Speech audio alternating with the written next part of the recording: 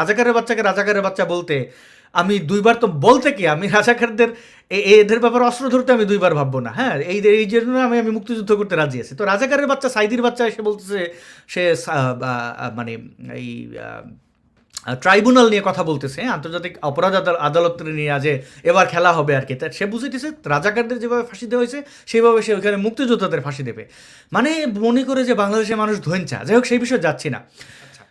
এবার মোহাম্মদ ইউনূসের রাজনৈতিক পরিপক্কতা নাই, তার টিমও নাই, যা আছে সব হচ্ছে ছাগর দল, মানে ওই হেজবুত তাহরির জঙ্গি ফঙ্গি। আপনি এই জঙ্গিবাদের পতাকা উত্তোলন এগুলোতে কি মনে করেন, ওরা কি বোঝাইতে চায়? দেখেন, আপনি যদি একটু পেছনে যান বা একটু যদি ওই সাইডটাতে একটু রিসার্চ করেন, আপনি দেখবেন যে অ্যারাব স্প্রিং বলে যেই ঘটনাটা মধ্যপ্রাচ্যে ঘটেছিল, তিউনিসিয়া থেকে শুরু করে মিশর, অন্যান্য জায়গাগুলোতে, এই পুরো অ্যারাব স্প্রিং এর একটা বড় শূন্যস্থানটা ওই সময়ে যারা আপনার ক্ষমতা ছেড়ে দিয়েছে সেই শূন্যস্থানটা পূরণ করেছে কিন্তু মুসলিম ব্রাদারহুড। তো আপনার ধুম করে এই উত্থানটা কিভাবে হলো? উত্থানটা হলো এইভাবে যে এরা দীর্ঘ সময় ধরে কাজ করেছে। আমি সবসময় একটা কথা মনে করি, সেটা হচ্ছে যে অনেক ক্ষেত্রে ব্যান করাকে আমি আসলে সমর্থন করি না। অনেক অনেক জায়গাতে এতে হয় কি, আপনি একটা দলকে আন্ডারগ্রাউন্ডে যদি পাঠিয়ে দেন তাহলে হয় কি, এরা জঙ্গি হিসেবে আবির্ভূত হয়। মানুষকে তাদেরকে সামনে আনতে দেন, বলেন যে যদি তারা তারপরেও উগ্রবাদী আচরণ করে সেটা আলাদা জিনিস। কিন্তু যেই দলগুলোকে আপনি এই যে হিজবুত তাহরির কথা বলে, এরা তো আসলে এই ব্লগারদেরকে হত্যা করেছে, লেখকদেরকে হত্যা করেছে, তাদের ব্যাপারে আমার জিরো টলারেন্স। এদের আসলে এদের রাজনীতিটাই হচ্ছে খুনের রাজনীতি। এরা খুন ছাড়া, এদের ওয়েবসাইটে যদি যান, এদের কাজকর্ম যদি আপনি শোনেন, খুন ছাড়া, রক্ত ছাড়া, কতল ছাড়া, এই কতল শব্দটা ছাড়া তারা আর কিছুই যেন জানে না। কিন্তু আমি যেটা মনে করি আর কি, যে এই যে মুসলিম ব্রাদারহুডের উত্থান হয়েছে, শেষ পর্যন্ত দেখেন আজকে মধ্যপ্রাচ্য পুরো ধ্বংসের পথে। বাংলাদেশে যেটা হয়েছে সেটা হচ্ছে একটা দীর্ঘ সময় একটা সেকুলার দল ক্ষমতা থাকার ফলে একটা প্রোপাগান্ডা ছড়িয়েছে, এবং আমি মনে করি যে অনেক সময় প্রগতিশীল অনেক মানুষও সেখানে তুষ দিয়েছে। আমরা কিন্তু এটাকে একটা যথেষ্ট একটা কন্ট্রোলের মতো জায়গাতে রেখেছি। আপনি কি এইটা বুঝতে পেরেছেন যে আওয়ামী লীগ চলে যাওয়ার পরে আপনি যা দেখতে পাচ্ছেন সেটা আপনি যা দেখতে পাবেন তার 5%ও না? এটা আপনি অনুধাবন আমি করতে আমি পারেন? আমি আমি নিজম ভাই হিসাবই করব না, কারণ আওয়ামী লীগ যেহেতু রাজনৈতিকভাবে সরাসরি ঘোষণা দেয় অসাম্প্রদায়িক সেকুলারিটি দল, তাই আওয়ামী লীগের কাছে আমাদের যদি 1,000 এক্সপেকটেশন থাকে এবং অন্য কেউ এসে যদি তারা একটাও না করে, মানে তাদের যদি একেও চলে আসে, তারপরে আমি আওয়ামী লীগকে দায়ী করবো, কারণ তার প্রতি আমার আস্থা আছে। নিজম ভাই, আপনি যদি আমাকে একটা ইনবক্সে এসে একটা মারার হুমকি দেন, আমি অবাক হব, কিন্তু ওসামা বিন লাদেন বা কেন জাকির নায়ক আমাকে বিএনপি? হত্যার হুমকি দিলে আমি আচ্ছা, অবাক আমি হব না। আপনাকে বলি, আমাদের কাছে এক্সপেকটেশন করবেন, আপনি জাতীয় পার্টি বিএনপি তাদের কাছে করবেন না কেন? তারাও তো ধর্মনিরপেক্ষতার কখনো মুছে দেয়নি সংবিধান থেকে, সেটা তো না, রেখেছে। তাদের এবং তাদের তাদের তাদের যে গঠনতন্ত্র সেখানেও তো। বিএনপির প্রতি ছিল, আমার বিএনপির প্রতি ছিল, কিন্তু জামাতের সাথে যখন জোট করেছে তখন ওই নামটা, মানে ওই দুইটা জিনিস একসাথে হয় না। হ্যাঁ, তো আওয়ামী লীগ যদি, মানে আওয়ামী লীগ যদিও হেফাজতের সাথে সরাসরি করেনি, কিন্তু পীড়িত করেছে, মডেল মসজিদ বানিয়েছে, সব বানিয়েছে, যেখান থেকেই সবচেয়ে বেশি, যেগুলো তাদের দুর্গ বানিয়ে দেওয়া হয়েছে, সেখান থেকেই সবচেয়ে বেশি আঘাত এসেছে। এমন না যে হেফাজত মাঠে নামে নেই, তার মানে তারা এই খেলায় তারা অংশগ্রহণ করে নাই, এমন না, তারা আরও ফুলে ফেপে বড় হয়েছে। যদি জামাতের মতো আওয়ামী লীগ যদি জামাতের সাথে টাই আপ করতো, বা এই হেফাজতের সাথে, রাজনৈতিক দল যেহেতু না, তাই আমরা অতটা ওইভাবে দেখি নাই, আশা ছিল। জামাতের সাথে যদি ইয়ে করতো, আপনার কি মনে হয় যে আমরা ওই আশা রাখতাম? আওয়ামী লীগকে গোনাই ধরতাম না ওই হিসাবে। যার উপরে আশা নাই, তার উপরে কোনো, যার উপরে ইয়ে থাকে, দাবি থাকে, কারণ আমরা তো ওইটা বিবেচনা করলে আওয়ামী লীগের কাছ থেকে প্রতারিত হয়েছি। আওয়ামী লীগ দল হিসাবে যেটা বলেছে সেটা তারা করে নাই, তো সেই দুঃখ থাকবে। নিজম ভাই, আমি আসলে শুরুতেই যেটা বলেছিলাম যে আওয়ামী লীগ এখন আমার মতে যে তারা এখন ভিকটিম হচ্ছে। তাদেরকে শুধু আওয়ামী লীগকে কেন ভিকটিম করা? ধরেন এই যে পুলিশকে দিয়ে যদি কেউ হত্যার হুমকি দেয়, তো সেই হত্যার হুমকি কারা দিতে পারে এটা তো আমরা জানি, কারা কারা অধ্যত্বপূর্ণ আচরণ করছেন। তো তাদেরকে তো অ্যারেস্ট করা হয় নাই, তারা তো সেফ এক্সিট পাইছে। আওয়ামী লীগের ভুরি ভুরি নেতারা সেফ এক্সিট পাইছে। একজন সালমান এফ রহমানকে আপনি আটকাইয়া, সে হয়তো মানুষ মারতে বলে না, সে অর্থনৈতিকভাবে দুর্নীতি করছে। আসাদ ভাই, আমি এই জায়গাতে একটা কথা বলি, যে বললেন যে আওয়ামী লীগের কাছে প্রতারিত হয়েছেন, আমি এটাকে একটু পজিটিভ ভাবে দেখতে চাই। আপনি যখন বলেন আওয়ামী লীগের কাছে প্রতারিত হয়েছেন, পজিটিভ ভাবে দেখি এই কারণে, কারণ আওয়ামী লীগের কাছে আপনার এক্সপেকটেশন আছে, আপনি জামাতের কাছে এটা এক্সপেক্ট করেন নাই, আপনি হুম বিএনপির কাছে করেন না, তার মানে হুম আমাদের কাছেই আপনি এটা চান। এই হুম ব্যাপারে তো নিশ্চিত আমরা, হুম যে আপনার মতো করে আপনি হয়তো বা পান নাই।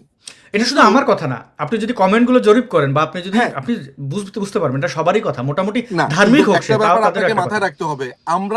আমি ধরেন এখন আমি আওয়ামী লীগ সমর্থক না, আমি হইতেছি একজন সেকুলার মানুষ হিসেবেই শুধু বলি, একজন নর্মাল নিজুম মজুমদার অ্যাক্টিভিস্ট হিসেবে, হুম একদম নর্মাল লেখক হিসেবে। হুম আচ্ছা, আমরা কি আমাদের দায়িত্ব পালন করেছি? আমরা কয়টা গানের সংগঠন করেছি, আমরা হুম। কয়টা গানের প্রোগ্রাম করেছি, চিত্র আঁকার প্রোগ্রাম করেছি, আমরা নিজেদের উদ্যোগে আমরা কালচারাল কি রেভলিউশন আমরা তৈরি করেছি। আওয়ামী লীগ তো সেই পাটাতন, সেই মঞ্চ আমাদেরকে দিয়ে রেখেছে। আমরা তো সেটার জন্য বাজেটও ছিল। আমরা কি পেরেছি আওয়ামী লীগের সব কাজ আওয়ামী লীগকে করতে হবে? আমি আর আপনি মিলে বা আমরা মিলে আমরা কি একটা এটাই দুঃখ কালচারাল নিঝুম ভাই। রেভলিউশন? তারপর আপনি আরেকটা কথা ধরেন, আমাদের যে কমিউনিস্ট পার্টি, এই দলের ব্যর্থতা নিয়ে আমরা কেন কথা বলি না? বাংলাদেশ হচ্ছে কমিউনিস্ট পার্টির জন্য সবচাইতে বেস্ট ব্রিডিং গ্রাউন্ড, কারণ এখানে ধনী এবং গরিবের একটা প্রবল বৈষম্য আছে। তাহলে এইখানে কেন ফ্লারিশ করতে পারলো না আমাদের কমিউনিস্ট পার্টিরা? তারাও তো আমাদের মতোই সমমনা, মোটামুটি কাছাকাছি। তাহলে আমাদের ব্যর্থতা আমরা কোনোদিন দেখি না। আমার আর আপনার ব্যর্থতা নাই, সব আওয়ামী লীগ করবে। আজকে আজকে নিঝুম আমরা ভাই, যদি ধরেন, নিঝুম ভাই, আজকে আপনি আজকে আপনি আমরা যদি একটু যদি খেয়াল করেন, আমার জি, কষ্টের জায়গাটা ওইখানে, আপনি যাদের বলছিলেন যারা করবেন, হ্যাঁ, তো তারা সেই দায়িত্ব তো পালন করেনই নাই, বরং এখন এসে আমাদেরকে অনেকে বকাঝকা করেন যে এই তোমরা শেখ হাসিনাকে পতন করে দিচ্ছ। আসলে তাদের দায়িত্ব ছিল সাংস্কৃতিক বিকাশ ঘটানো, তারা করেন নাই। এখন আপনি বামপন্থীদের কথা বলেছেন, বামপন্থীদের অনেকেই গুরুত্বপূর্ণ, আমি মনে করি তারা চেষ্টা করেছেন, কিন্তু বেশিরভাগ বামপন্থীদের উপর আমার কোনো ভরসাই নেই। এদের আমি শিবিরের বি পার্ট মনে করি। এখন আমরা এসে দেখতেছি মেঘমাল্লার বসু এই সেই, তো এদের তো আমি আগেও দেখছি, মানে এরা কি বাংলাদেশের বামগুলা আর পশ্চিমবাংলার বামগুলা, এদেরকে আমি তো মানুষের কাতারেই ফেলি না। মানে এদের চেয়ে আমার কাছে মানুষের চেয়ে অন্য অনেক প্রাণীর মূল্য বেশি আমার অনেক ক্ষেত্রে। আবার এদের মধ্যে না আমি মনে করি যে এরা পৃথিবীর শুধু খাদ্য অপচয় করে, এদের আসলে সমাজে কোনো ভূমিকা নেই। অনেকে আমাদের বলেন যে আপনারা তো প্রতারিত হয়েছেন, এই হেজবুত তাহারির টাহারির এগুলো আসছে। নিঝুম ভাই, আমার আমার ব্যক্তিগতভাবে আমি মনে করি যে তাদের কাছে কোনো আশাই ছিল না, আশা যার নাই প্রতারিত হওয়ার ইয়ে নেই। তবে হ্যাঁ, এটাও অবাক হয়েছি যে তারা এই ভানটা যে ধরছে, আমরা তো দূরে থাকি, আমাদের বোঝা তো সম্ভব না, আওয়ামী লীগও বুঝতে পারেন। এই জন্য আমার আওয়ামী লীগের প্রতি বরং আমার অনেকটা হতাশা কাজ করছে যে টাকার কাছে পোস্ট পদবি বিক্রি করছে। যাই হোক, সেটা বিতর্কিত বিষয়, আমি সেদিকে যাচ্ছি না। আওয়ামী লীগ যেহেতু এখন ক্ষমতায় নাই, যখন আওয়ামী লীগ ক্ষমতায় ছিল, আমি অন্তত তোকে সমালোচনা করছি, আওয়ামী লীগের শক্তভাবে সমালোচনা করছি। আর এই সমালোচনা করতে যে আমার মা বোনদের তুলে নিয়ে গেছেন হাসান মাহমুদ পুলিশ দিয়া, এবং আমাকে সাইবার হামলা, এগুলো তো আপনি দেখছেন না, নিজাম ভাই। এটা তো আমার কাছে একটা অবিশ্বাস্য ঘটনা। হ্যাঁ, এটা তো আমি বারবারই কন্ডেম করেছি এবং আমি কিন্তু আমি সেই দুঃখিত জিনিসগুলো এখন তুলতে হয়েছি। চাই না, সেই জিনিসগুলো তুলতে চাই না, কারণ এখন আওয়ামী এখানে লীগ একটা পাওয়ারে নাই। একজন দর্শকের একটা কমেন্ট আছে, আমি দেখতে পাচ্ছি, আমার মনে হয় এই কমেন্টটা একটু জরুরি। তিনি জি। বলেছেন, আবুল হোসেন ভাই নামে একজন বলেছেন আওয়ামী লীগ প্রচুর ওয়াজ মাহফিলে সহযোগিতা করেছে। হুম আমি আবুল হোসেন ভাইকে উত্তর দিতে গিয়ে আমি সব দর্শককেও দেই। আচ্ছা, আমি আপনাকে কালকে একটা কথা বলেছিলাম প্রোগ্রামে, আপনার মনে আছে? যে আওয়ামী লীগ কিন্তু আমি যেভাবে চিন্তা করি যে আওয়ামী লীগ শুধু সেকুলারদের হয়ে কাজ করবে, আওয়ামী লীগ নামাজ পড়তে যাবে না, আওয়ামী লীগের লোকেরা নামাজ পড়তে যাবে না, ওয়াজ, এটা তো না ব্যাপারটা। আওয়ামী লীগ ওয়াজ মাহফিলে যদি কেউ করতে চায়, এটা তার অধিকার, ওয়াজ মাহফিল অ্যারেঞ্জ করবে। আওয়ামী লীগের দায় যেই জায়গাতে, সেই ওয়াজ মাহফিলে তিনি ঘৃণা ছড়াচ্ছেন কিনা, তিনি ওয়াজ সেটা করে না মাহফিলে এক্স্যাক্টলি। তিনি ওয়াজ মাহফিলে অন্য ধর্মকে আক্রমণ করেছে কিনা, এইটা দেখার দায়িত্ব আওয়ামী লীগ তথা রাষ্ট্রের, আমি যদি ওইভাবে দেখি। কিন্তু ওয়াজ মাহফিলের অ্যারেঞ্জ যদি আওয়ামী লীগের কোনো একজন এমপি করে, সেটা তো অন্যায় করেন নাই। তিনি তো একাধারে পূজার অ্যারেঞ্জমেন্টও করছে, তিনি প্যাকোটার অ্যারেঞ্জমেন্টও করছেন, এটা তো তার দায়িত্বের মধ্যে না পড়ে। না না, এটা তো হ্যাঁ, অবশ্যই দেখেন। আওয়ামী লীগ যদি শুধুমাত্র ওয়াজের অ্যারেঞ্জমেন্টই করে, অন্য কিছু না করে, দেন আমার আপত্তি আছে। আওয়ামী লীগ অ্যাজ এ দল হিসেবে মাল্টি ক্লাস, মাল্টি কালচার এবং মাল্টি রিলিজন, তারা সব ধর্মকে প্রমোট করবে সেখানে, যদি না সেই ধর্ম নিষিদ্ধ বা মৌলবাদী ধর্ম হয়ে থাকে, যারা খুন খারাপিতে থাকে, যেমন আমি পার্টির কথা যদি বলি ওইভাবে। কিন্তু আলটিমেটলি ঘটনাটা যেটা হলো সেটা হচ্ছে যে আওয়ামী লীগের দায়িত্বটাই অনেকে বোঝে না। যেমন এই যে প্রগতি, এই যে আমরা আবুল হোসেন ভাইয়ের কথা বলি, আমি ওনাকে উইথ ডিউ রেসপেক্ট, এরকম অনেকেই আছে, কোনো হুজুরের সাথে কোনো এমপিকে দেখলে সেখানে সমালোচনা শুরু হয়ে যায়। কেন রে ভাই? একজন হুজুরের সাথে দিলে এই যে এখন উনি টুপি পরছেন, এই যে এখন হুজুর তোষণ করেন, মৌলবি তোষণ করেন, এটা অন্যায়। এই অন্যায় করতে করতে আমরা মাদ্রাসার ছেলেদেরকে এমন দূরে ঠেলে দিয়েছি যে তারা মনে করে যে তারা আমাদের কাছে নিরাপদ না। খেয়াল করে হুম দেখেন, আমরা মাদ্রাসার ছেলেদেরকে কি, আমি দেখেন আসাদ ভাই, একটা মাদ্রাসার ছেলেকে কি আমি আমার কাছে এনে জড়া ধরে বলতে পারছি মুক্তিযুদ্ধের কথা? ও যা জানছে, ও সেই ফ্রেমেই জানছে যারা মুক্তিযুদ্ধকে কখনো ভালোবাসেনি। আমি একটা মাদ্রাসার ছেলেকে কেন এই দোষটা দিব? আমি কি কোনোদিন মাদ্রাসাতে গিয়ে মাদ্রাসার ছেলের সাথে মিথস্ক্রিয়া করেছি, গিয়ে বলেছি যে ভাই আসো তোমার সাথে কথা বলি? অথচ একটা স্কুল কলেজ পড়ুয়া ছেলের সাথে কিন্তু আমি আড্ডা দিচ্ছি, কিন্তু একটা জব্বা পরা ছেলেকে দেখলেই আমি মনে নিজু করি ভাই এই জব্বা হ্যাঁ পরা। So, এটা একদম আমাদের একমত। দায় আছে, আমাদের দায় আছে। আমাদের আজকে এই ঘটনা হওয়ার তো দায় আছে। আমরা দেখেন, একজন মানুষ নামাজ পড়ে, আবার একজন মানুষ একই সাথে সেকুলার, সেখানে তো কোনো বিরোধ নেই। আমরা কি এই যে সেকুলার এবং ধর্মের যে কোনো বিরোধ নাই, আজ পর্যন্ত প্রগতিশীলরা কি সেটা মানে ছড়াতে পেরেছে? সব দোষী হচ্ছে আওয়ামী লীগের। আওয়ামী লীগ কেন পারে নাই? আমার আর আপনার দায় নাই আর কোনো? দোষ তো থাকে নিজম ভাই। আমি যদি বলি যে আমি একজন ধর্মের কঠোর সমালোচক হয়ে আমি তো কখনো এই কথাটা বলিনি যে মাদ্রাসা বন্ধ করে দাও বা তাদের অধিকার থাকবে না, তারা ওয়াজ মাহফিল করবে। আওয়ামী লীগ যেটা করে নেই যে এই ওয়াজ মাহফিলে চিৎকার চেঁচামেচি, হ্যাঁ, মানে যা ধরনের ঘৃণা ছড়ানোর পরেও তাদের ইসলামিক সেন্টিমেন্টের চিন্তা করে মানুষ খেপানো যাবে না এই চিন্তা করে কম্প্রোমাইজ করছে। আওয়ামী লীগ সনদ দিছে, কিন্তু এদেরকে কারিগরি শিক্ষা বা আমরা নিজুম মজুমদার ভাইকে হারিয়ে ফেলেছি, নিশ্চয়ই তিনি যুক্ত হবেন। দর্শক বন্ধুদের ওটাই যুক্ত করে যে আসলে আওয়ামী লীগ মাদ্রাসার শিক্ষার্থীদেরকে মূলধারায় আনার জন্য সেভাবে চেষ্টা করে নাই। পরের পরিকল্পনা কি ছিল আমি জানি না, তবে আওয়ামী লীগের সমালোচনা আমি তখন করার চেষ্টা করেছি। আবার নিজুম মজুমদার ভাইকে আমি দেখেছি, আমি জানি না, তবে ইকো হচ্ছে নিজুম ভাই, আপনার ওখান থেকে একটু যদি দেখতেন। আর আমি নিজুম ভাই আপনাকে দেখেছিলাম যে আপনি কিন্তু এই মাদ্রাসার শিক্ষার্থীদের আওয়ামী লীগ ক্ষমতা থাকতে আপনি তাদের সাথে বিভিন্ন জায়গায় গিয়ে দেখা করতেন, আপনি তাদের আমি দেখা কথা বলে করতাম, আমি দেখা ভালোবাসার করতাম মাধ্যমে, হ্যাঁ। খুবই সবসময়। আপনি জানেন, আমি আপনাকে বলি, মাদ্রাসার ছেলেরা বই মেলাতে আমাকে অনেকটা ঘৃণা করে আমার সাথে তারা দল বেঁধে কথা বলতে এসে একসাথে চা খেয়ে 3 ঘন্টা গল্প করেছি, এবং যাওয়ার সময় তারা বারবার আমাকে মানে আমি চোখের পানি দেখেছি। তারা বলেছে ভাই আপনাকে এত অপছন্দ করতাম, আপনি একটা নাস্তিক, আপনি একটা খারাপ, এইভাবে মানে বাংলাদেশের হুজুরদের কাছে তো নাস্তিক আমি না জিনিসটা খুব খুবই খারাপ এই খারাপ। কথাটা না কখনো বলতে পারেন নি, সময় একটু বলে ফেলি যে আপনাকে নিয়ে যখন এইভাবে এরা গালাগালি করতো আমি খুব একটা জিনিস অবাক হইতাম যে এরা করতেছে কেন, মানে আপনি করছেনটা কি আমি এটা খুঁজে পেতাম না। আমি ওই যে এনায়েতুল্লাহ আব্বাসির সাথে 2021 সালে 2000 হ্যাঁ, তাকে চেপে 20 বা ধরছিলেন, 21 তার সালে একটা বাবারা টক শো, ওইখান তার থেকে বাপদাদারা সূত্রপাত রাজাকার কিনা সেই সন্দেহ প্রকাশ করছিলেন। ওই জায়গা। এবং আরেকটা ঘটনা ঘটেছে, সেটা হচ্ছে যে ঘাতক দালাল নির্মূল কমিটি 116 জন আলেমের একটা লিস্ট বানিয়েছে, যেখানে কারা কারা জঙ্গিবাদ ছড়ায়, কারা কারা আপনার এগুলা ছড়ায়। তখন আমি ঘাতক দালাল নির্মূল কমিটির ওই রিপোর্টটার পক্ষে প্রচুর টকশো করেছি। মূলত এই দুইটা ঘটনা আমাকে অনলাইনে নাস্তিক হিসেবে পরিচিতি দিয়েছে। আদারওয়াইজ যারা আমাকে ব্যক্তিগতভাবে জানে, তারা জানে যে আমি মানে মানে আমি যখন ধর্মের কথা বলি, বা আপনার সাথে তো আমার প্রচুর আলাপ হ্যাঁ, হয়, আলাপ হয়, আপনাকে হ্যাঁ। কি আমি কখনো বলেছি যে আসাদ ভাই আপনি নাস্তিক, আপনি এটা বলেন?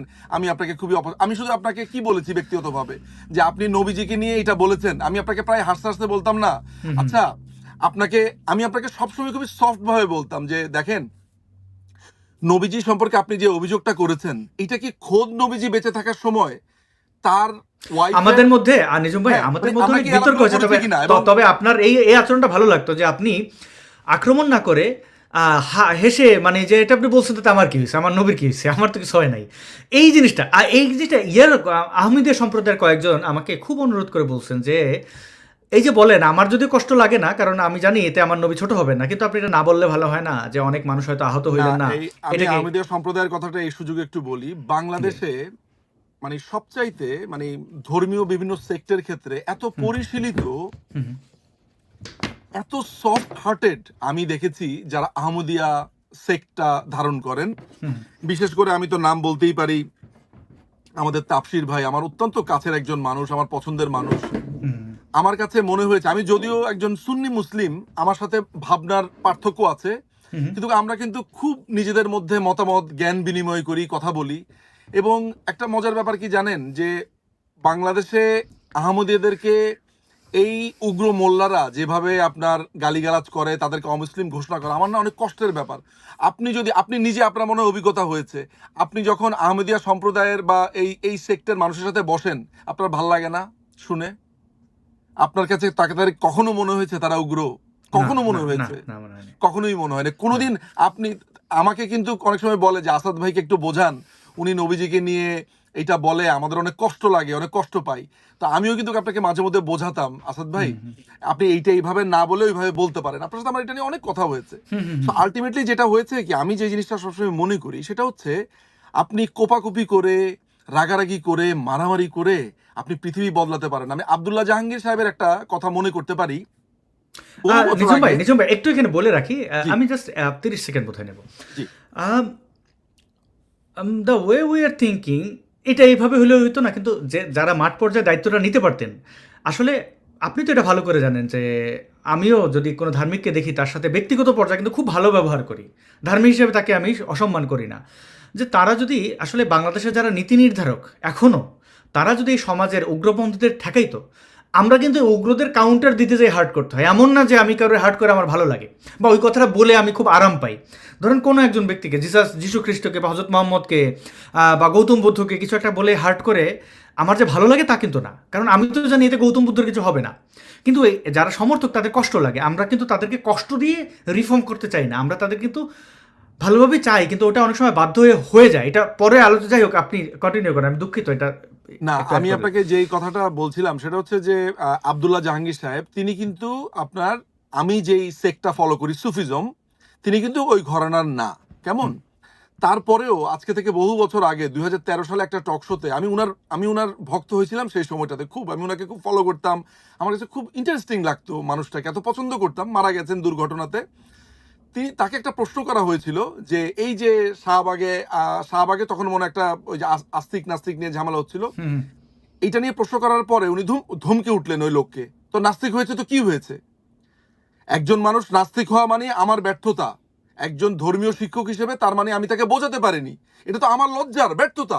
আমি সেই ব্যর্থতার না মেনে সেই নাস্তিককে আমি মারতে যাই। কেন ভাই আপনি নাস্তিককে মারতে যান? আপনি নিজে ধর্ম পালন করেন ঠিক মতো। তো এটা শুনে আমি না খুব অবাক হয়ে গেছি। বাহ, আমি যেভাবে ভাবি, আপনি আজকে যখন নবীর সমালোচনা করেন, আমি কিন্তু কখনোই মনে করি না যে আপনি আপনি এখন আপনি যখন আমাকে আওয়ামী লীগের সমালোচনা করেন বা আমি যখন আপনার সমালোচনা করি, আমি জানি না এটা ভাইস ভার্সা, আপনার কি মনে হয় আমার মাথা একটা হাতুড়ি দিয়ে একটু বাড়ি দিবেন, একটা ছুরি দিয়ে একটা কোপ দিবেন? আপনি আর যেটা দেখেন বলেন নিঝুম ভাই, নিজাম আপনার ভাই, এই যখন ভাবনাটা আপনি মনে হয় এইভাবে ভাবতে পারেন। যেমন এই আমি আব্দুল্লাহ জাহাঙ্গীর সাহেব যখন এই নমনীয়ভাবে কথাটা বলবেন, আমি কিন্তু হাদিসের দলিল টানবো না যে ভাই আপনি এটা বলতে পারেন না, আপনার হাদিসে এটা আছে। হ্যাঁ, কারণ আমি তাকে সম্মান করে এটা এড়ায় যাবো যে উনি এটাকে লুকাইতে চেয়েছেন। এখন দেখেন, আপনার যদি একটা ত্রুটি থাকে, আপনি এটাকে আইডেন্টিফাই করে এটা সমাধানের জন্য যদি আপনি লুকান, আমি আপনার ত্রুটিটা ধরে বলবো না এই তো আপনার এই ত্রুটি। আমি বুঝবো যে না, আপনি চাইতেছেন এটাকে আড়াল করতে, আপনি চাইতে এটা সমর্থন করতেছেন না। আমিদের সম্প্রদায়রা যখন আমাকে জিহাদের ব্যাপারে বলেন যে ওইটা হয়ে গেছে, ওইটা এখন আর আমাদের দরকার নেই, ফাইন, তার সাথে আমার কোনো ঝামেলা নেই, তাদের সাথে আমি ধর্ম নিয়ে তর্কেই যাই না। কারণ উনি চাইতেছেন এটাকে রিফর্ম করতে। এখন রিফর্মেশন আপনি যেভাবে এটাকে কনক্রিট ভাবতেছেন, এটা কনক্রিট নাও হইতে পারে। আমাদের এক জেনারেশন পেছনে গিয়ে তো আমরা বলতে পারি না। যেমন এই আওয়ামী লীগের ব্যাপারে আমরা এখন বলতেছি যে ঠিক আছে, অনেক ভুল ত্রুটি আছে, কিন্তু যে এখন যেভাবে আওয়ামী লীগকে ট্রিট করা হচ্ছে, তাদের যারা আসলে আমার দেখা, আমি তো আর আদালত নই, তবে দেখলে তো বোঝা যায় কিছু মানুষকে যে সরল মানুষ যারা আসলে খুন খারাপি, দালালি, বা ধরেন দালালি বলবো না, দালালি বলা একটা দলকে সমর্থন যে কেউ করতেই পারে, কিন্তু ধরেন তারা আত্মসাৎ করা, অর্থ আত্মসাৎ করা, বা অন্যের ক্ষতি করা, অন্যের জানমালের ক্ষতি করা, এরকম যারা করেন নাই তারাই এখন জেলে, আর যারা করেছেন তারা কিন্তু আরামে এখন, কেউ বেলজিয়ামে, কেউ আমেরিকা। দেখেন আপনি ডিবি হারুনের কথা দেখেন, উনি কি করতে পারেন এটা আমরা জানি। হ্যাঁ, এটা বিতর্ক আছে, এটা প্রমাণিত না, বাট উনি চিবিয়ে চিবিয়ে অনেক কথাই বলেন। বাট বেশিরভাগ মানুষের ধারণা উনি একটা খারাপ মানুষ। তো সেই বেশিরভাগ মানুষের কাছে যিনি খারাপ মানুষ, তিনি কিন্তু আমেরিকায় আরামসে বসে আছেন, তারে না গ্রেপ্তার করা হলো, তারে না আটক করা হলো। তাহলে এই যে মাথামোটা যেগুলো ইউনুসরে এত হিরো ভাবতেছে, এই যে তথাকথিত সমন্বয়, ওরা তো ওদেরকে পারলে 14 বার বিক্রি করে। মানে নইলে এই ডিবি হারুন গেলেন কেমনি আমেরিকায়, কার কার মাধ্যমে গেছেন, কত টাকা উনি কারে দিছেন, মানে হাউ ইট পসিবল এদের মধ্যে, এদের ইয়া ছাড়া। না, কিন্তু কথা হচ্ছে যে একটা ব্যাপার যেটা হলো সেটা হচ্ছে যে দেখেন, আমরা তো এই পুলিশ অফিসারদেরকে নানানভাবে সমালোচনা করছি, বলছি। আপনার কাছে মনে হয় না যে এখন যারা দেশের হর্তাকর্তা সেজে বসে আছে, হুম অলরেডি আমরা এটা ডিসকাস করেছি, তারা একটা অবৈধ দখলদার, হুম এদেরকে নিয়ে যখন বাংলাদেশের মানুষ আধিক্যতা দেখায়, তারা মনে করছে যে এটা একটা বিপ্লব, এটা একটা দ্বিতীয় স্বাধীনতা।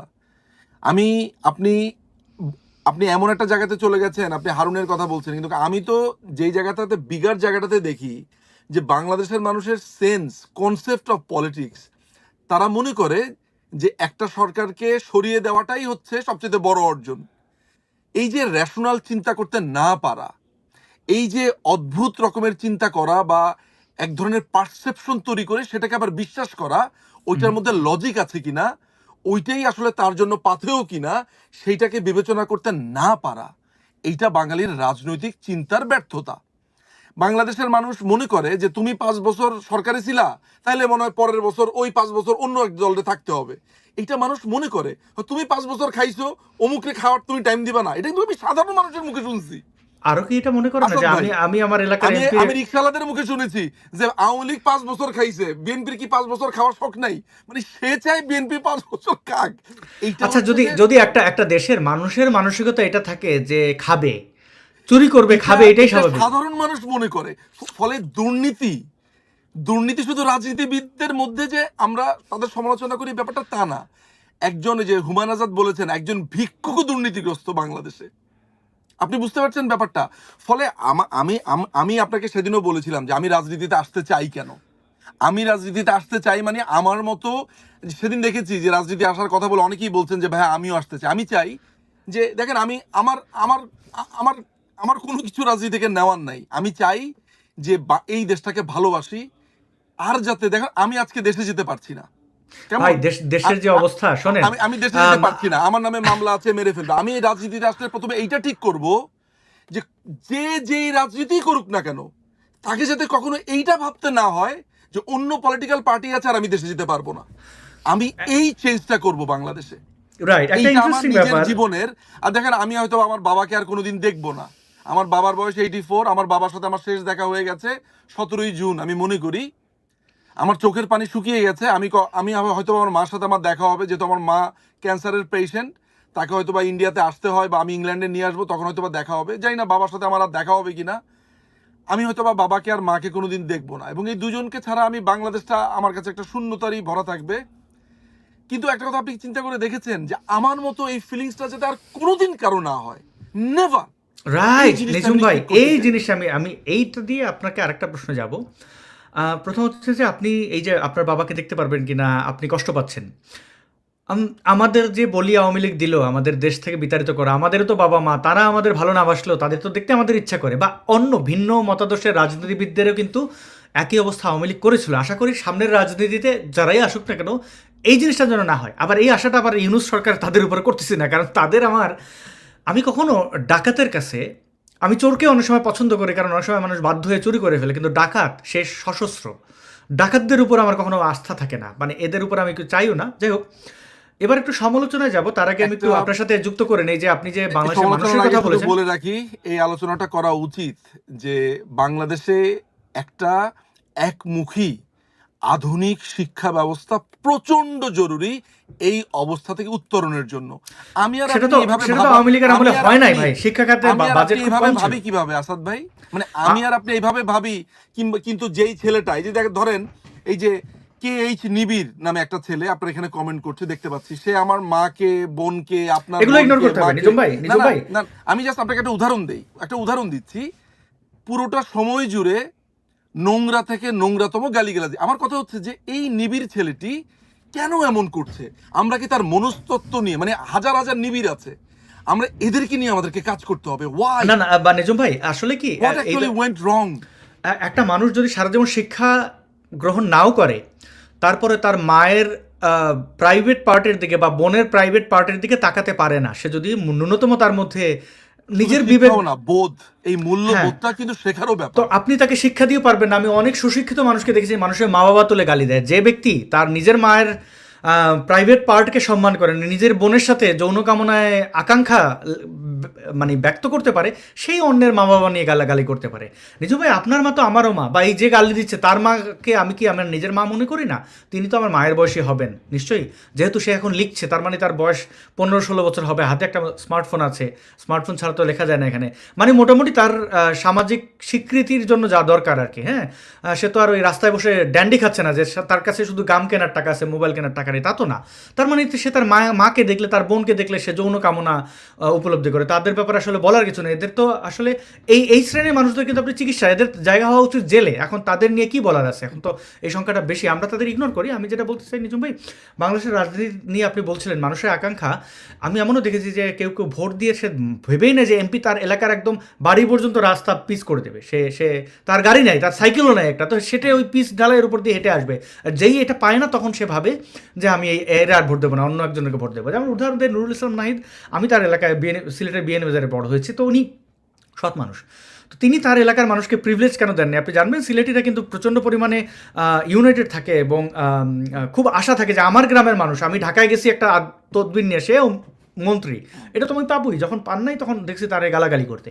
তো এই জিনিসটা আসলে মানুষের সৎ হইলে বাংলাদেশের সমস্যা হয়, অনেক ক্ষেত্রে খুবই সমস্যা হয়।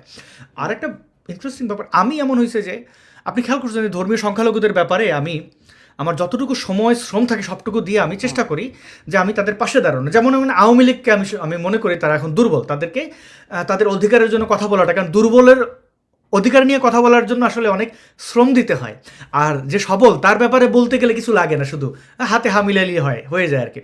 তো এমনও সংখ্যালঘু পরিবার দেখছি ভিকটিম, তো তাদের কাছে তথ্য চাইতে যাই দেখছি যে তথ্যটা তো দিয়ে বলে ভাই আমার কাছে কিন্তু বেশি টাকা নেই ভাই, আমি পাঠাইতে পারবো না বেশি, হ্যাঁ আমার অনেক জায়গায় খরচা গেছে। তো আমি অবাক হয়ে যেতাম, আমার টাকার কথা বলতেছে কেন? আমি ইন্টারেস্ট নিয়ে জিজ্ঞেস করতাম, আচ্ছা আপনি টাকার কথা বলতেছেন, কি টাকা দিয়ে হবে কি? বলছে না আপনারে টাকা দিতে হবে না, আপনি এই যে কষ্ট করতেছেন। আমি তারপর জানার চাইছিলাম টাকা কেন দিতে হবে। তো বুঝলাম যে বাংলাদেশের সাংবাদিকরা মানে ন্যায্য বিষয়ে করতে গেলে, লিখতে গেলে তাকে টাকা দিতেই হয়, এটাই হচ্ছে যে ওইখানের বাস্তবতা। এটা যদি একটা দেশের পরিস্থিতি হয় যে মানুষ এইভাবে ভাবেন, কি দুঃখ, মানে আমার না এটা এত অপমান লাগতো এবং নিজের মনে হইতো, তখন আমি বলতাম ভাই আমি তো সাংবাদিক না, আমাকে মনে হয় না সাংবাদিক, আমি ইউটিউবার। মানে আপনার এটা দিলে আমি এটা মানুষ জানবে, আমার কিছু এখানে অ্যাডভার্টাইজ হবে, আমি এখান থেকে অনেক টাকা পাবো না, টাকা দিতে হবে না। মানে একজন সাধারণ মানুষে তারে আপনি কি বলবেন? তারা যদি বলেন যে আমি টাকা ছাড়া আমার কিছু লাগবে না, আমি এমনি এমনি করতেছি, সে ভাববে যে এ এমনি এমনি করতেছে, বোধহয় পাগল, ধান্দাতে তথ্যই দিতে চায় না, বোধহয় এমনি এমনি তাহলে বেকার, মানে হুদাই কামে, মানে এর কোনো ইয়েই নাই, দেয় না তথ্য বলতেছে। তো এগুলো আসলে আমাদের সামাজিক অবক্ষয়। নিঝুম ভাই আপনাদের কাছ থেকে আশা করি যদি আপনারা রাজনীতিতে আসেন, বা আমাদের অনেকেই দেখছেন এখন, আমি এটাও দেখছি যে আওয়ামী লীগের অনেক সৎ মানুষ যারা এইবার চরমভাবে ভিকটিম হয়েছে, কারণ তার কাছে টাকা নাই পালাইয়া যাওয়ার অন্য কোনো জায়গায়, সে চুরি করে নাই, চাঁদাবাজি করে নাই, আওয়ামী লীগ করার কারণে বিপদে পড়ছে, অন্য এলাকায় যায় যে পালাইয়া থাকবে, লুকিয়ে থাকবে, সেই টাকাও নাই। আমি এমনও ছেলের দেখছি, আমি একজনের চিনি, সে আমার বয়সে সমান হবেন, আওয়ামী লীগের জন্য, বঙ্গবন্ধুর জন্য এমন পাগল, সে কিন্তু এই আওয়ামী লীগের আমলে কোনো চাকরি পায় নাই, আওয়ামী লীগ করার কারণে সে জেলেও গেছে। মানে জামাত শিবিরের সমালোচনা একটু বেশি করে ফেলছিল, আমি নাম নিচ্ছি না, ব্যক্তিগতভাবে আপনাকে বলবো। সেই মানুষটা এইবারের সময় এই ইয়েতে আমি চিন্তা করলাম কার খোঁজ নেওয়া যায়, আওয়ামী লীগের খোঁজ নেওয়ার মতো, যেমন আপনি বাংলাদেশে থাকলে আমি আপনার খোঁজ নিতাম, তার খোঁজ নিতে যেয়ে শুনছি যে সে অন্য কোনো এলাকায় যাইতেও পারে না, কারণ তার কাছে টাকা নেই, নিজের এলাকা। মানে এইটা না আমাকে খুব অবাক করছে যে সেই মানুষগুলোকে আমরা দেখতে চাই রাজনীতিতে। এখন কারা কি দলের জন্য যারা যাই করছে সামনে, আপনি তারা এটা শুধু বলছেন আমাদের ছাত্রলীগের অনেক যারা ইয়াং কর্মীরা আছে তারা আজকে খুব বাজে একটা অবস্থার মধ্যে দিনানুপাত করছে। আমি ব্যক্তিগতভাবে অনেকেই জানি। আমার মনে হয় যে দল হিসেবে আমাদের আমরা ব্যর্থতার দায় নিতে হবে যদি আমরা আমাদের এই কর্মীদেরকে, তৃণমূল কর্মীদেরকে আমরা এখন টেক কেয়ার না করতে পারি। আমি মনে করি যে অনেক পয়সাওয়ালা লোক আছে আওয়ামী লীগে, অনেক নেতা আছে, অনেক নেতারা দেখাশোনা করছেন তাদের নেতা কর্মীদেরকে, আমি এটাও জানি।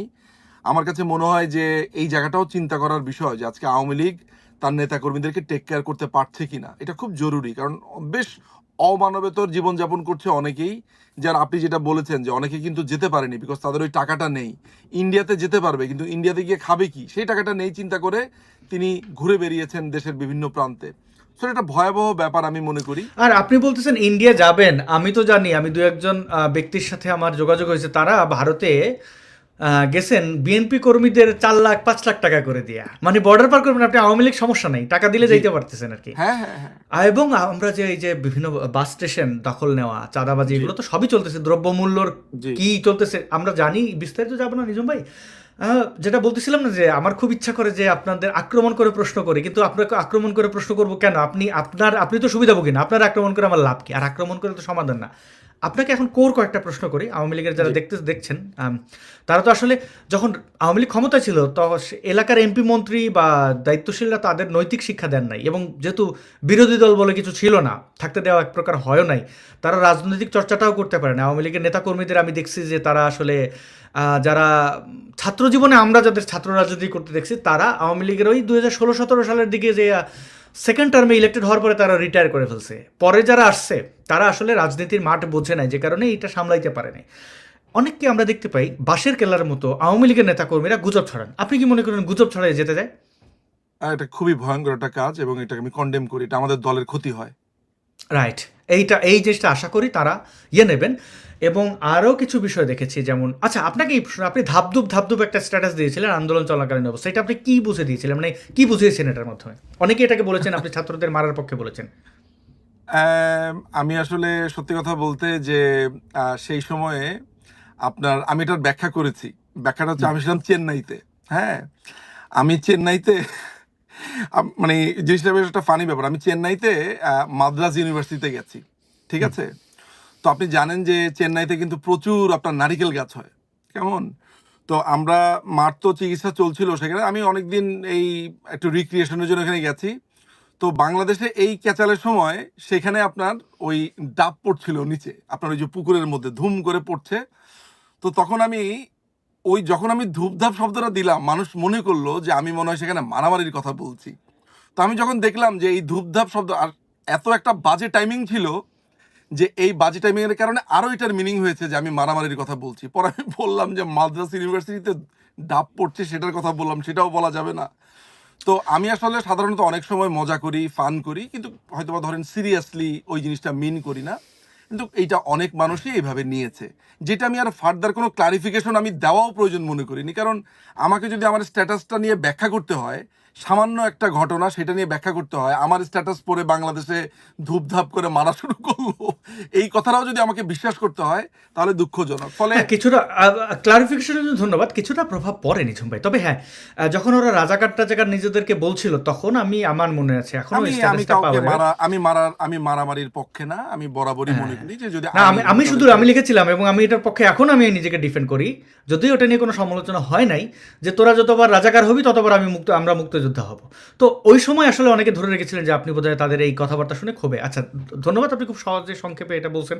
এবং ওই নারিকেলের কথা বলছেন, আমিও আমি পরে ব্যাখ্যা দিয়েছিলাম, আমি ফেসবুকে ব্যাখ্যা দিয়েছিলাম সেটার। আমি সাউথ ইন্ডিয়া যে নারিকেল তেলের আপনি রান্না খাইতে দেখবেন খেতে যে আমি নিজে বিরক্ত হয়ে গেছিলাম। আপনি দেখবেন চেন্নাইয়ের লোকেরা, আপনার মালায়াম যারা আছে, তা আমরা যে বাসাতে ছিলাম সেই বাসাতে এক ভদ্রমহিলা, আমার মনে হয় পানিটাও আপনার নারিকেল দিয়ে খায়।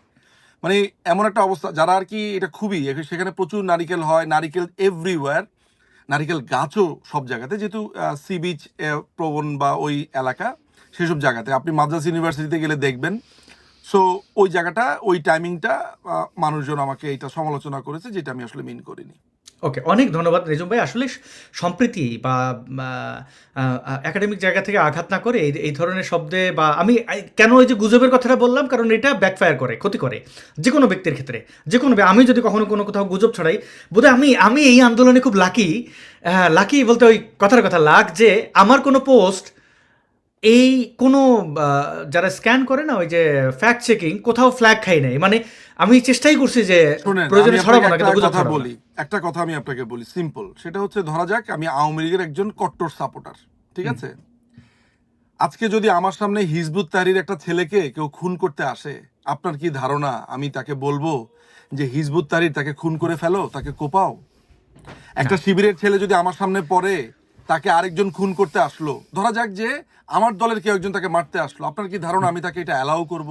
না আমার করবে না। চোখের সামনে একজনকে, আমি আমার জীবন থাকতে কোনো মানুষের প্রাণ যাবে, এটা আমি হতে দেব না আমার সামনে, যদি আমার সেই ক্ষমতা থাকে।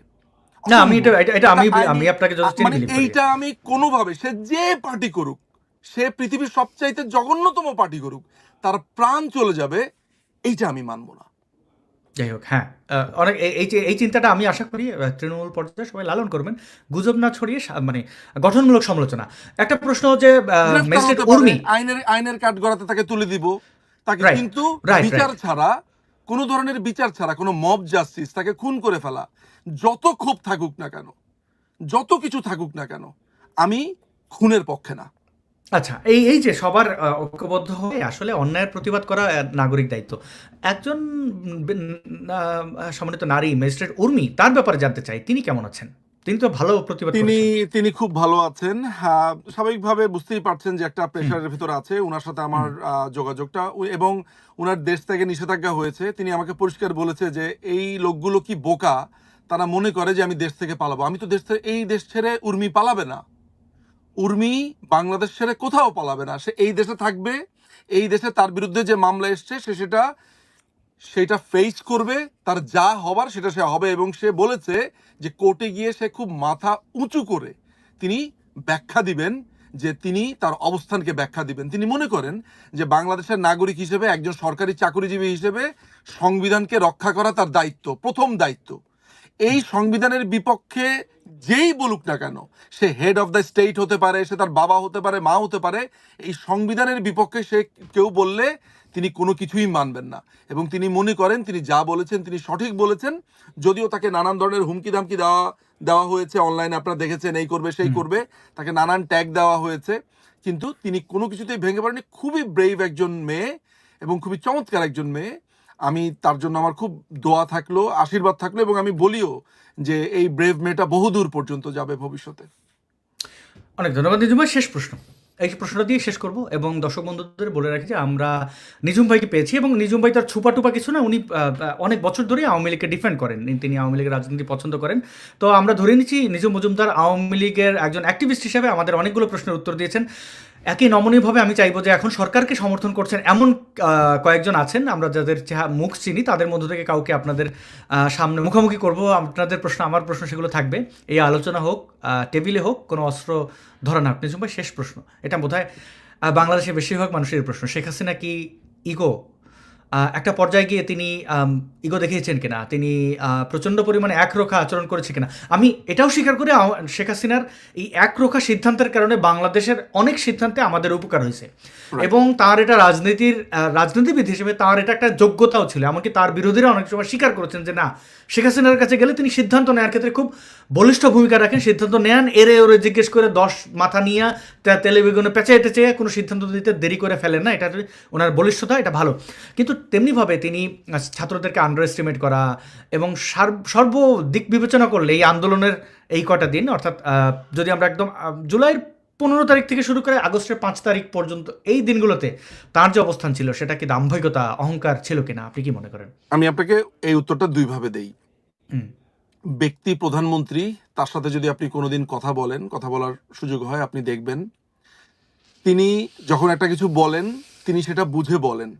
আপনি যদি তাকে এটা বোঝাতে পারেন যে ওনার ভাবনাটা রিথিং করা যায় বা এইটা আরেকটা হতে পারে, তিনি সাথে সাথে সেটা গ্রহণ করেন। অসম্ভব রকমের মাদারলি একজন ফিগার, খুবই মাদারলি ফিগার। এটা হচ্ছে ব্যক্তি শেখ হাসিনা, ব্যক্তি মাননীয় প্রধানমন্ত্রী। একজন প্রধানমন্ত্রী হিসেবে কিন্তু তিনি শুধুমাত্র তার ফ্যামিলির জন্য না, পুরো দেশের জন্য, এই দেশটা তার আন্ডারে তিনি দেখাশোনা করছেন এই দেশটাকে, তাই তো? এই ঘটনার সময় তিনি জানতেন, আমরা জানতাম যে এই আন্দোলনটা কোটার জন্য না, তাকে টপল করার জন্য, তাকে এবং কেন? সেটা হচ্ছে পশ্চিমারা একটা জোট বেঁধেছে, তাদের চাই আপনার চিটাগং বেল্টটা, তাদের চাই রাখাইনের ওই অঞ্চলটা, তাদের চাই, তাদের ইন্ডিয়ার দিকে একটা বন্দুক তাক করে রাখতে হবে, চায়নার দিকে একটা বন্দুক তাক করে রাখতে হবে, আর আপনার ইন্দো প্যাসিফিকে তারা চায়নাকে ব্যবসা করতে দিবে না। এখন একটা মানুষ যখন বুঝতে পারে যে তাকে সরানোই হচ্ছে এই পুরো ধান্দার জন্য, সেই মানুষটা কঠিন সিদ্ধান্ত যদি নেয়, সেটাকে আপনি ইগো বলবেন? আপনি জানেন আসাদ ভাই যে আপনি খুনটা করেন নাই, কিন্তু আপনাকে দোষী সাব্যস্ত করা হচ্ছে, আপনি মেনে নেবেন আপনি খুন করছেন। সুতরাং আমি দূর থেকে প্রধানমন্ত্রীকে যেভাবে দেখি বা আপনি দেখেন, সেইটা ঘটনাটা না। আমরা তো আসলে দেখি সারফেস থেকে, এটাই স্বাভাবিক, দেশের এত মানুষ, তারা আসলে এত ডিপলি কিভাবে দেখবেও। আমি যেহেতু ব্যাপারগুলো সম্পর্কে সামান্যতম হলেও জানি, আমার একটা সামান্যতম হলেও আমার ধারণা আছে, ফলে আমি বলতে পারবো তিনি কিছু বোল্ড সিদ্ধান্ত নিয়েছেন, কিন্তু তিনি কিন্তু মানুষকে খুন করা, হত্যা করা, এটার ধারে কাছেও তিনি ছিলেন না। কিন্তু এটা কি মনে করেন না যে সাংবাদিকদের যেই প্রশ্ন চীন সফরে যাওয়ার আগে বা পরে, এবং সেই প্রশ্নের উত্তরে আমি তো এখানে সাংবাদিকদের, ওই 2জন সাংবাদিককে আমি দায়ী করি, কারণ তারা ধরে নিয়েছে ওনারা এমপি মন্ত্রী, অন্যান্যরা যেভাবে চাটুকারিতাকে মনে করে, তাদের স্বার্থ উদ্ধারের হাতিয়ার মনে করে, তারা ওটা করেছে। আমি এটা একটা স্ট্রংলি বিলিভ করি, এটা আমি বারবার এটা বলতে রাজি। কিন্তু শেখ হাসিনা কি তাদের ফাঁদে পা দিয়েছেন না? মানে কেন এই কথাগুলো এন্টারটেইন করতে হবে, কেন ইন জেনারেল করতে হবে? শেখ হাসিনা যে এই কথাটা বলেছেন, সেটা কি আজকে সত্য প্রমাণিত হয়নি আসাদ ভাই? সেটা সত্য প্রমাণ হলে শেখ হাসিনা এই কথাগুলো না বললে কি এই আগুন জ্বলতো? সেটা ব্যাপার। উনি আগে বলেন যে উনি যা বলেছেন সেটা সত্য প্রমাণিত হয়েছে কিনা। পলিটিশিয়ানদের অনেক ক্ষেত্রে না, ইয়েস অর দেখেন, নো, আপনি আমাকে বলেন তিনি যেটা বলেছেন, তিনি যেটা সেটা বলেছেন অনেকাংশে সত্য হয়েছে, অনেকাংশে অনেকাংশে সত্য না, হয়েছে, হ্যাঁ। আমার কাছে মনে হয় পুরো অংশে। আচ্ছা, এটা গেল একটা, যে উনি তার মানে উনি সবচেয়ে বড় ব্যাপার হচ্ছে উনি কিন্তু এটার ব্যাখ্যা নিজেই দিয়েছেন। তিনি একটা পার্টিকুলার প্রশ্ন করেছে যে যখন আপনার ভাইবা শেষ করার পরে হুম, একটা চাকরির প্রশ্ন আসবে একেবারে লাস্ট মুহূর্তে, যে একজন হুম। হচ্ছে রাজাকারের সন্তান, একজন হচ্ছে মুক্তিযোদ্ধার সন্তান, উনি কাকে প্রায়োরিটি দিবেন? দুজনে কিন্তু সেম ক্যাটাগরি এসেছে, স্বাভাবিকভাবেই প্রায়োরিটি পাবে হচ্ছে মুক্তিযোদ্ধার সন্তান। এটা শুধু প্রধানমন্ত্রীকে কেন বলতে হবে আসাদ ভাই? এটা যে কোনো সুস্থ মানে বাংলাদেশের সুস্থ মানুষকে প্রধানমন্ত্রী, প্রায়োরিটি দিবে মুক্তিযোদ্ধার সন্তানকে। নিঝুম ভাই, So, একজন একজন প্রধানমন্ত্রী অভিভাবকের মতো একটা দেশের, যেহেতু আমাদের আমাদের এক তিনি তো প্রকার, সবাইকে বলেনি। না এটা এখানে তো আপনাকে যদি বুঝতে হবে, তিনি যদি সবাইকে বলতেন তাহলে আমি আপনার যদি সাথে একমত হতাম। তিনি না, কি যদি সবাইকে ধরেন, বলেছেন? আমি শেখ হাসিনার কথা বলছি না, যদি ধরেন সামনে যারা পলিটিক্স করবেন, যারা এখন আন্দোলন সংগ্রাম, আমরা তো স্ট্রং বিরোধী দল চাই। আওয়ামী লীগ ক্ষমতায় আসবে কি না আমি জানি না, কিন্তু শক্তিশালী বিরোধী দল তো চাই অবশ্যই। তো ধরেন অভিভাবক হিসাবে ধরেন একজন মা, তার একজন পঙ্গু সন্তান যদি কেউ থাকেন, আমরা তাদের বিশেষ চাহিদা সম্পন্ন বলি, অবশ্যই তার একজন স্বাবলম্বী, এবং যিনি স্বাবলম্বী না, দুই সন্তানই তার কাছে এক দৃশ্যে থাকে। তো তিনি সরকার প্রধান হয়ে তিনি রাজাকারের বাচ্চাদেরকে এইভাবে বলতে পারতেন না যে ঠিক আছে মুক্তিযোদ্ধারা এরাও পাবে, আবার রাজাকারের সন্তান যদি তারা নিরপরাধ হয়, তারা যদি ওই আদর্শ লালন না করে, তাদেরও অগ্রাধিকার দেওয়া হবে। মানে আমি বলতেছি কি, দায়িত্বশীলতার জায়গাতে উনি কি উই দে এটা করে ফেললেন না, ভাগ করে ফেললেন না? এখানে কি আগুন জ্বালায় দিলেন না? আমি এমনও ছেলেদের দেখছি যারা আসলে এই মুক্তিযুদ্ধের সপক্ষের, কিন্তু তারাও বিরুদ্ধে যাইতে হয়েছে। কেন যেতে হয়েছে? যে আপনি যাই বলছেন প্রধানমন্ত্রী হিসেবে কথাটা, আপনি যেটা মিন করেন নাই, তারপরও এই মিনিংটা তৈরি হয়ে গেছে কারণ আপনি এটাকে ক্লিয়ার করেন নাই। তখনও যদি তিনি ক্লিয়ার করতেন, অনেক পরে করছেন। তো এই সিদ্ধান্তগুলো কি পরবর্তীতে নেওয়া উচিত? অর্থাৎ দায়িত্বশীলতার জায়গা থেকে, মানে আমাদের যদি রাষ্ট্রপতি আর ক্ষমতা কি, প্রধানমন্ত্রীর ক্ষমতাকে আমরা জানি, মানে আমরা এক প্রকার বলতেও পারি প্রধানমন্ত্রী শাসিতই বলা যায় বাংলাদেশকে, কোট অ্যান্ড কোট। এইভাবে মানে এইভাবে না করলে, এত সংবিধানের প্যাচে না গেলে। ক্যাবিনেট গভর্নমেন্ট তো না, বাংলাদেশের হ্যাঁ, প্রধানমন্ত্রী শাসিতই স্বাভাবিক। রাইট। রাষ্ট্রপতি শাসিত সরকার তো আমাদের না, না, কিন্তু ক্যাবিনেট সকল গভর্নমেন্ট। ক্ষমতার মূল রাষ্ট্রপতি, কিন্তু আহ, কাগজে কলমে যাই হোক না, না কেন আমরা তো। বাংলাদেশের সকল ক্ষমতার উৎস হচ্ছে জনতা। আর রাষ্ট্রপতির যে দায়িত্বটা, রাষ্ট্রপতি হচ্ছে হেড অফ দ্য স্টেট, কেমন? রাইট, হ্যাঁ, কিন্তু হ্যাঁ। নির্বাহী বিভাগের প্রধান হচ্ছে মাননীয় প্রধানমন্ত্রী। হ্যাঁ, মানে আমি ওই আমাদের পার্সপেক্টিভে প্রধানমন্ত্রী বলতেছি শাসিত সরকার বাংলাদেশের, বাংলাদেশের। আমি ওইটাতে বলতেছি যে বাংলাদেশের সাধারণ মানুষের রাজা মনে করেন শেখ হাসিনাকে, মানে ওই যে রাজা প্রজার যে একটা ভাব, মানুষের সেন্টিমেন্ট আমি আছে। আপনার প্রশ্নটা বুঝতে পারছি। এখন রাইট। ব্যাপারটা যেটা হলো যে ধরেন আম, আমি আর আপনি আজকে যে আলাপটা করেছি, হ্যাঁ, হুম। কোনো একটা মানুষ যদি নিজের গায়ে টেনে নিয়ে মনে করে যে ধূপধাপটা তাকে একটা ঘুষি দেওয়ার জন্য বলা হয়েছে, হুম। আমরা কি করতে পারি? আমার মনে হয় যে আমরা যেটা করতে পারি, আপনি যেহেতু দুষ্কৃতিকারী নন, আপনার উচিত যে না, আমি এটা এইভাবে বলি নাই, আমি তাৎক্ষণিক আমার এই না বক্তব্য না, কিন্তু ঠিক আপনি করব। আমাকে বলেন যে এই আমি যখন লিখবো ধূপধাপ ধূপধাপ, হুম। হ্যাঁ, আপনি কেন ধরে নেবেন যে এটা মারামারির শব্দ? এইটা মারামারি শব্দ এই কারণে ধরে নেব, কারণ তখন এই হামলা টামলা চলছে। ছাত্রলীগের মানে ওবায়দুল কাদের তখন বলেছেন যে ছাত্রলীগই যথেষ্ট এদের দমন করার জন্য। এবং আমরা দেখেছি বিভিন্ন জেলায়, আমি দেখেছি যে ছাত্রলীগের নেতাকর্মী যাদের আমি চিনতাম, তাদের ফেসবুক পোস্টে ঢুকে ঢুকে দেখেছি যে তারা আসলে সক্রিয়ভাবে অংশগ্রহণ করছেন এবং Right. মারামারি হচ্ছে। ফেয়ার এনাফ, আপনার কথা ঠিক আছে, আমি আপনার কথাটা একদম মেনে নিলাম। আচ্ছা, এরপরে তার আধা ঘন্টা পরে আমি ক্লারিফিকেশন দিয়েছি যে এই মাদ্রাস ইউনিভার্সিটিতে এই হচ্ছে ঘটনা, এরপর এটা মানবে না, সেটাকে কি বলবেন? এটা না মানলে এটা অন্য বিষয়, কিন্তু শেখ তার হাসিনার মানে ব্যাপারে হচ্ছে কি, এইটাই আমি আপনাকে বলার চেষ্টা করছি যে যারা বোঝার, আমি আপনি বোঝেন নাই, আমি আর আপনি কি বুঝতে নিঝুম ভাই, পেরেছি উনি কি আপনি বলছেন? পোস্ট হোল্ড করেন না। নিঝুম ভাই, আপনি নির্বাচিত প্রতিনিধি নন, আমি নির্বাচিত প্রতিনিধি নই। কিন্তু আমি যদি নির্বাচিত প্রতিনিধি হই, আমার তাৎক্ষণিক কি এটা বলা উচিত কিনা, মানে না, কিন্তু আপনি তারপরেও না, আমরা ধরেন আমরা দুজনই, ধরা যাক আমি একজন লেখক, আপনি এমপি হলেন, আপনার সাথে আপনার আরো 10টা এমপি আছে, আপনি নিজে আজকে আমি যেভাবে কথা বলেছি বা আপনি যেভাবে কথা বলবেন, বাকি 9জনই কি একইভাবে বলবে? প্রত্যেকেরই তো একটা বলার বা চিন্তার একটা একটা জায়গা আছে।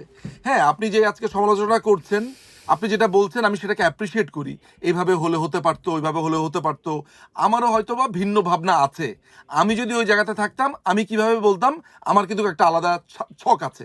আমি আমি আমার মতো করে একভাবে বলতাম। আমি যেটা বলতাম, কি বলতাম জানেন? আমি এই প্রশ্নটা হওয়ার পরে যেটা বলতাম যে দেখেন, যে যদি দুজন ভাইবা দেওয়ার পরে উনারা চাকরির জায়গাটাতে আসেন, আমি দেখব যে টার্মস অফ বিজনেস বা বাংলাদেশের এই প্রশাসনিক ক্ষেত্রে কোন জায়গাটাতে প্রায়োরিটি দেওয়া যায়, আমার আইন কি বলে। আমি আইনটাকে মেনটেন করব, কিন্তু ব্যক্তি বা তার ব্যক্তি ব্যক্তি বা তার ব্যক্তির পেছনের ইতিহাসকে আমি ওই জায়গাটাতে আনবো না। আমি হইলে হয়তো বা এইভাবে বলতাম। নেত্রী যেটা বলেছেন সেটা হচ্ছে যে তাকে একটা পার্টিকুলারলি একটা ঘটনার কথা বলা হয়েছে, সেটার উত্তর দিয়েছেন। হ্যাঁ, এই উত্তরটা আমি একভাবে দিতাম, আবার আপনি আরেকভাবে দিতেন। এখন কোনটা ঠিক কোনটা ভুল সেটাও বোঝাটা টাফ। সুতরাং সমালোচনা থাকবে। আমি মনে করি যে আমার দেখার ইচ্ছা হচ্ছে যে মাননীয় প্রধানমন্ত্রী কোন ইন্টেনশন নিয়ে বলেছেন। সেই ইন্টেনশনকে আমার কাছে কোনোভাবে মনে হয় নেই বাংলাদেশের সবাইকে রাজাকার বলেছে বা ছাত্রদেরকে রাজাকার বলেছে, এটা আমি একবারেই মনে করি না। এইটা যদি হতো তাহলে আমি বলতাম। ফলে আমি আলোচনাটা আপনার কথার দিকে একদিকে একমত, আবার আরেকদিকে একটু আমার প্রশ্ন থাকেও, কারণ তিনি চীন যাওয়ার আগে এক ধরনের বক্তব্য এবং আসার পরে ওই দুইটাই সংবাদ সম্মেলনের বক্তব্য। একটা ছিল ভদ্রমহিলা সাংবাদিক, ওনার নামটা ফারজানা রূপা সম্ভবত, ওনার একটা প্রশ্ন, একটা ছিল প্রভাস আমিনের প্রশ্ন। তো দুজনের প্রশ্ন দুটো উত্তর আমি ঠান্ডা মাথায় দেখেছি, বোঝার চেষ্টা করেছি, আগে পরের বক্তব্য শোনার চেষ্টা করেছি, এবং আমার কাছে মনে হয়েছে যে তিনি অনেকটাই কনফিডেন্সের কারণে হোক, যে কোনো কারণে হোক, এই ছাত্রদের সংখ্যাটা বা তাদের ইচ্ছা, তাদের দাবিটা কি সেটাকে আন্ডার এস্টিমেট করেছেন, অথবা তার কাছে এই সংবাদটা পৌঁছানো হয়নি, অথবা তিনি জানতেন। এটা নিয়ে বিতর্ক আছে, এটা ইতিহাস। এখন তো আসলে আমাদের তো ইতিহাস লেখা হয় যারা যারা জয়ী হয়। এখন যারা এখন আছেন তারা তাদের মতো করে ব্যাখ্যা করছেন, দেখা যাক কি হয়। আমি আপনার কাছে কৃতজ্ঞ যে আপনি আমাদের সময় দিয়েছেন। আমরা 1.5 ঘন্টার আলোচনায় অনেকগুলো বিষয় জানতে পেরেছি। আপনাকে কিছুদিন পরে, আপনি খুব ব্যস্ততার দিন যাচ্ছে, আপনাকে আরেকবার সময় চাইবো, সেখানে আমার কিছু আরও প্রশ্ন থাকবে। এর মাঝে মাঝে দেখি আমি যারা সরকারের পক্ষে আছেন তাদের কাউকে পাওয়া যায় কিনা, আমি চেষ্টা করবো তাদের বক্তব্যগুলো তুলে ধরার জন্য। কারণ অনেকগুলো কথা আছে, শেখ হাসিনার ওই কথা, রাজাকারের বাচ্চা, বা এগুলো তো বাংলাদেশের রাজনীতিতে এমন আমরা দেখি যে শেখ হাসিনার গালে গালে জুতা মারো তালে তালে, এগুলো মিছিল হয়। আবার ধর ধর শিবির দর ধরে ধরে জবাই কর, তার মানে কি জবাই করে ফেলা হয় নাকি? এগুলো বাংলাদেশে রূপকর্থে অনেক শব্দ ব্যবহার করা হয়। তো তিনি আসলে কি বলেছেন সেটা একটু দেখার বিষয়। অনেক ধন্যবাদ নিজম ভাই, ভালো থাকবেন। দর্শক বন্ধুদের কাছ থেকে বিদায় নেই, আপনি একটু যদি শেষ বক্তব্য দিয়ে বিদায় নেন। আপনাকে প্রথমত অনেক ধন্যবাদ, আপনি সময় দিয়েছেন। আপনার মাধ্যমে যে কথাগুলো আমি মানুষের কাছে পৌঁছাতে পারলাম, যাদের কাছে পৌঁছাতে পারলাম, নিশ্চয়ই সেখান থেকে নতুন একটা ভাবনার জায়গা হবে, নতুন একটা খোরাক হবে। আমি এইটাই চাই। আমার চাওয়ার জায়গাটা হচ্ছে এই জায়গাতেই, সেটা হচ্ছে একটা জ্ঞানভিত্তিক সমাজ যদি তৈরি করতে পারি, তাহলে আজকে আপনি যে অস্থিরতাটা দেখছেন সেই অস্থিরতা থাকবে না। আর আরেকটা কথা যেটা বললাম সেটা হচ্ছে বাংলাদেশ আওয়ামী লীগ এই দেশের অভিভাবকের মতো। বাংলাদেশ আওয়ামী লীগের অনেক ভুল ত্রুটি আছে, সেটা বাংলাদেশ আওয়ামী লীগও মনে করে, এবং সেটা থাকবে ভবিষ্যতেও। আমাদের অনেক ভুল ত্রুটি থাকবে। আমি মনে করি বাংলাদেশের মানুষ আওয়ামী লীগের এই ভুল ত্রুটিগুলোকে ক্ষমা সুন্দর দৃষ্টিতে দেখে তাদের উচিত হবে বাংলাদেশ আওয়ামী লীগের কী করলে বেটার সেই সাজেশন দেওয়া। বাংলাদেশ আওয়ামী লীগের এখন তরুণ একটা অংশ সামনে এগিয়ে আসবে, তারা থাকবে রাজনীতিতে, এবং এই দেশটাকে এগিয়ে নিয়ে যাওয়ার দায়িত্ব আমি মনে করি বাংলাদেশ আওয়ামী লীগের একটা বড় দায়িত্ব তাদের, এবং সেই দায়িত্ব আমরা পালন করব।